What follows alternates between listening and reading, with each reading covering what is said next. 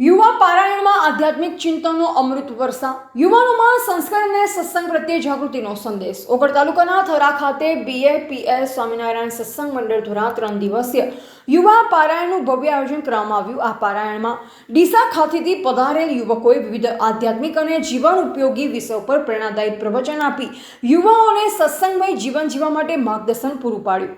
પારાયણ દરમિયાન સમૂહ ભોજન અને સમૂહ પ્રાર્થનાનું મહત્વ, માન અપમાનમાં એકતા જાળવવી, સવળો વિચાર અને સકારાત્મક દ્રષ્ટિકોણ, વિવેકી પ્રાણી તરીકે જીવનનું મૂલ્ય, કર વિચાર મુક્તિ પામવા તેમજ આ લોકના વ્યવહારો સાચવવામાં જો પરલોકનું એટલે કે મોક્ષનું કાર્ય રહી જાય તો માનવ જન્મ એડ જાય, માટે ભગવાનનું ભજન કરવું જોઈએ જેવા વિષય પર ઊંડાણપૂર્વક પ્રકાશ પાડવામાં આવ્યો હતો.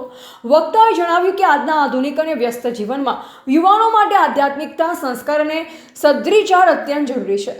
ભગવાન અને ગુરુના આશ્રયમાં રહી જીવન જીવવાથી વ્યક્તિને સાચી શાંતિ અને સુખની પ્રાપ્તિ થાય છે. 3 દિવસ સુધી ચાલેલા પારાયણમાં મોટી સંખ્યામાં હરિભક્તો, યુવાનો તથા સત્સંગ પ્રેમીઓ ઉપસ્થિત રહી પ્રવચનોનો લાભ લીધો.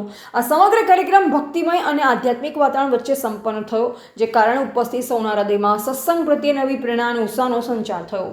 રિપોર્ટર અલ્પેશ ગોસ્વામી સાથે નટવર કે પ્રજાપતિ.